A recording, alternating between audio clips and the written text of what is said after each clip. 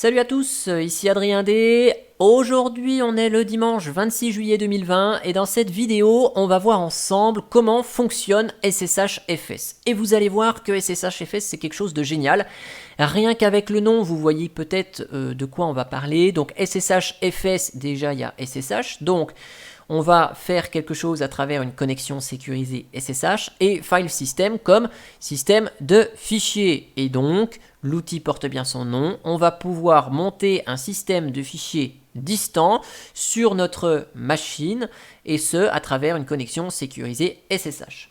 Donc ça, c'est quelque chose de génial et j'ai transféré des musiques là sur le serveur qui est sous le meuble télé qui sert de radio et je me suis dit, tiens, c'est un truc tout bête hein, que je fais assez régulièrement, je fais ça il y a 10 minutes, et puis je me dis bah tiens j'en ai jamais parlé de SSHFS, et pourtant c'est quelque chose qui peut vous servir si vous avez un Raspberry Pi à la maison, ou si vous avez un VPS, et puis que vous voulez éventuellement envoyer des fichiers de manière plus simple, votre site web par exemple, que SCP, le dossier par exemple, et puis de l'envoyer sur Adrien la machine ok 2./home/ Adrien. Enfin, c'est chiant, on peut envoyer un fichier là juste avec la commande SCP ou AirSync, c'est pas très facile. Et puis si vous voulez éditer le fichier, des fichiers distants, bah faut se connecter sur la machine SSH. Par exemple, tiens, je vais me connecter sur la machine C là, et puis on va aller dans radio 90. Et puis là-dedans, j'ai un fichier test. Bah voilà, je veux éditer le fichier test. Bon bah vi test.txt, coucou, j'enregistre. Bon ok, c'est pas évident. Ou alors vous prenez le fichier, vous le remettez chez vous avec un SCP, vous le modifiez, vous le renvoyez. Bon, c'est pas pratique du tout. Et donc là, SSHFS va nous permettre de monter dans ici, par exemple, je vais utiliser le dossier MNT qui est dans Home Adrien. Je vais monter ce dossier, mais Home Adrien E90, enfin radio E90, et je vais le monter là-dedans, dans ce dossier MNT. Comme ça, je vais pouvoir manipuler et copier-coller des fichiers via mon gestionnaire de fichiers, et ça, c'est vraiment trop de la balle. Alors, comment on fait ça? Eh bien, on a besoin ici de quoi? On a besoin de SSHFS. Donc SSHFS, il s'installe sur le système. Calculate Linux Gen 2, ça existe. NetFS, SSHFS. Et puis sur d'autres distributions, Ubuntu, ça existe. Fedora, ça existe. Debian, ça existe. CentOS, ça existe. Arch Linux, ça existe. Donc c'est disponible dans toutes les distributions Linux. Hein, c'est un truc standard. Très bien. Et donc la description, c'est Fuse Client based on the SSH File Transfer Protocol. Donc en gros, ça veut dire qu'on utilise Fuse. Alors Fuse, c'est un petit peu compliqué, hein, je ne rentre pas dans les détails, mais Fuse, ça veut dire File System in User Space. C'est très compliqué, mais en gros, c'est dans l'espace utilisateur, là, sous mon nom Adrien, je peux utiliser des fonctionnalités pour monter, démonter des systèmes de fichiers. Bon, je ne rentre pas dans les détails, mais voilà, vous pouvez chercher Fuse sur Internet, vous aurez plein d'infos là-dessus. Et donc, ça utilise une connexion SSH. Et ce qui fait que entre le PC et la machine qui est sous le meuble télé, donc là, on reste dans le réseau local, donc il n'y a pas de risque. Par contre, si vous faites ça en vous connectant sur votre serveur VPS ou autre, eh bien au moins les données transitent de manière chiffrée. Alors, comment on utilise SSHFS? Eh bien, SSHFS-help nous offre plein d'informations sur l'aide. Donc vous voyez, il y a plein d'options ici. Et ça fonctionne comment? Eh bien, ça fonctionne avec la commande suivante, SSHFS. On lui dit l'utilisateur @ la machine sur laquelle se connecter, le dossier à monter et où on le monte, donc sur le point de montage sur notre machine. Donc bien sûr, il y a des options additionnelles, comme par exemple la -P pour spécifier un port. Si la machine n'écoute pas sur le port 22, si vous avez changé le port, vous pouvez ici voilà, ajouter plein d'options de ce côté-là, côté SSHFS. Alors, comment ça marche? Eh bien, ça marche de cette manière. On va faire SSHFS, donc là, j'ai mon raccourci C qui est la même chose que Adrien cluster.linuxtrix.fr et puis -P et le port que j'ai changé hein, puisque j'utilise pas le port 22 sur ma machine. Donc tout ça, je le remplace par C, ok. Et on va lui dire où est-ce que est le dossier que je veux monter. Donc c'est Home, Adrien, radio E90. Et donc ce dossier-là, je veux le monter où? Eh bien dans Home, Adrien, MNT. Donc à partir de là, normalement, il me demande le mot de passe pour me connecter à la machine.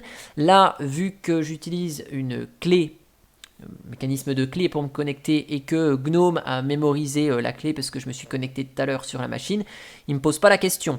Mais sinon, il vous pose la question du mot de passe ici. Et donc, si je vous fais un petit DF, par exemple, eh bien, on voit ici nos systèmes de fichiers qui sont montés. Et vous voyez, on voit le dossier distant. Donc, sur la machine, c'est le dossier Home Adrien Radio E90 qui est mappé sur Home Adrien MNT. Et donc on voit que ici au total il fait 300 Go le dossier, il y a 243 Go utilisés, donc là c'est l'utilisation du home en fait, du home complet qui est séparé, mais là au moins on a une taille indicative et on voit ce qui reste de dispo. Et donc maintenant cette fois-ci, si je vais dans mon dossier MNT qui était vide tout à l'heure, eh bien je retrouve mes différents dossiers, j'ai mon fichier test là. Donc là, ok. Et donc, si je veux éditer mon fichier ici, eh bien, je peux éditer, j'enregistre, et c'est enregistré comme si je travaillais directement sur la machine, et ce, à travers le réseau. Donc, j'ai envie d'envoyer des fichiers, par exemple, dessus, bah, je peux tout à fait faire un copier-coller de fichiers. Par exemple, là, hop, copier, coller par exemple, et voilà. Et j'ai pas besoin d'aller me connecter en SSH sur le serveur et de faire un CP ou un MV test.txt espace tmp test.txt. Donc quand vous avez par exemple un site web, vous voulez travailler sur votre site web par exemple, eh bien vous pouvez ici éditer votre site web directement, copier-coller des fichiers à travers là, et vous voyez c'est monté ici. Et donc là, c'est cool parce qu'on travaille de manière distante ici sur le système de fichiers.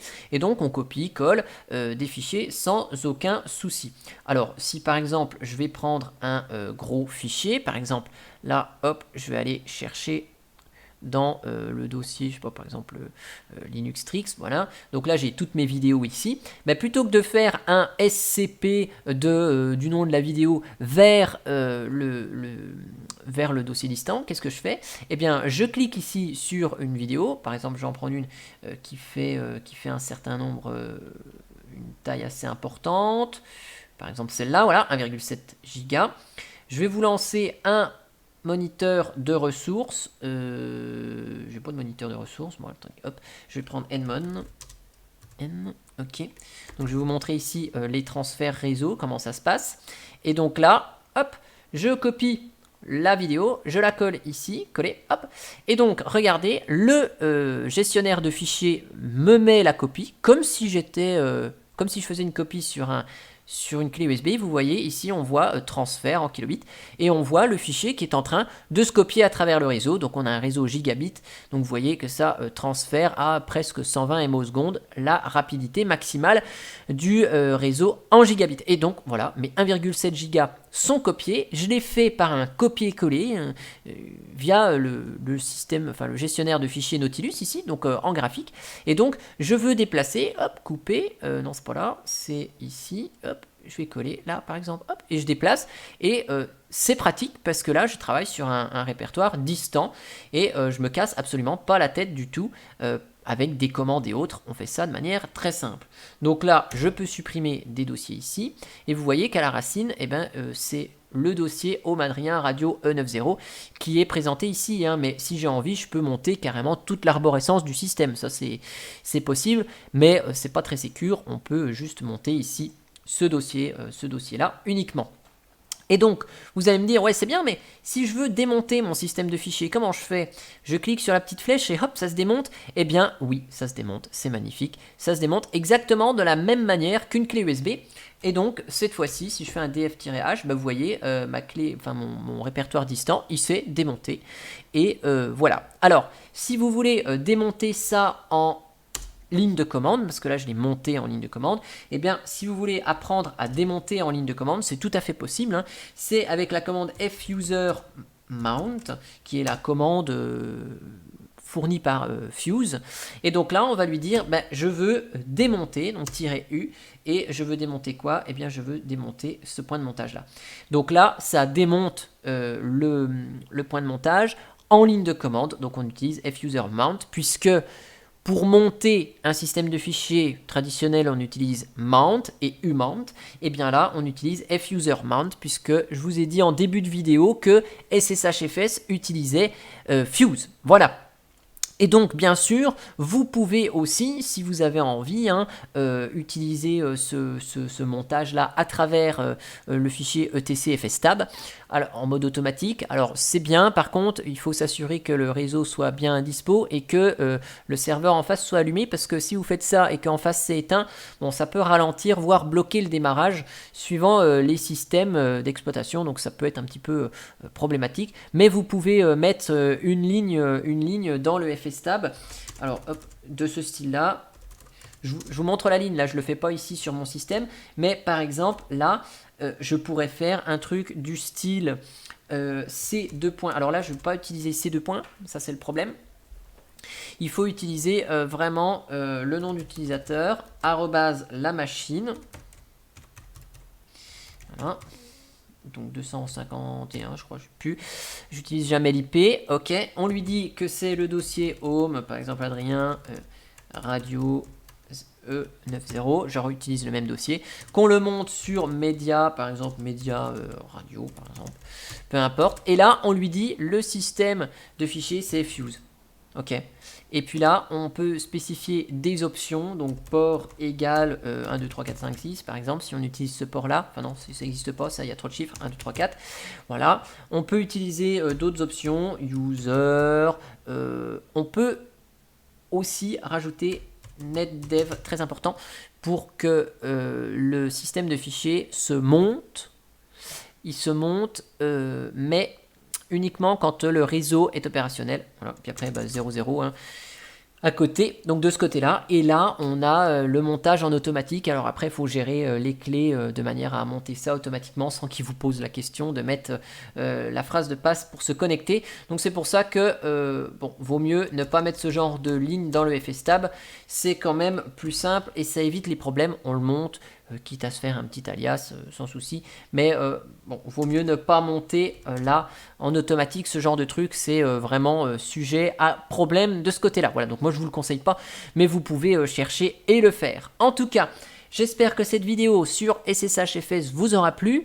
Je vous mets dans le descriptif de la vidéo l'article qui est rédigé sur Linuxtrix qui s'appelle SSH, utiliser le canal de communication, dans lequel j'ai parlé de SSHFS, mais je parle d'autres choses dans cet article-là, mais je pense que je vais séparer à terme pour faire 3 articles qui parlent à chaque fois des différents outils. Voilà, ce sera plus simple. En tout cas, j'espère que cette vidéo, elle vous aura plu, que vous aurez peut-être appris un truc et que ça vous simplifiera la vie dans certains cas. Et moi, je vous dis à bientôt pour une prochaine vidéo. Allez, ciao ciao!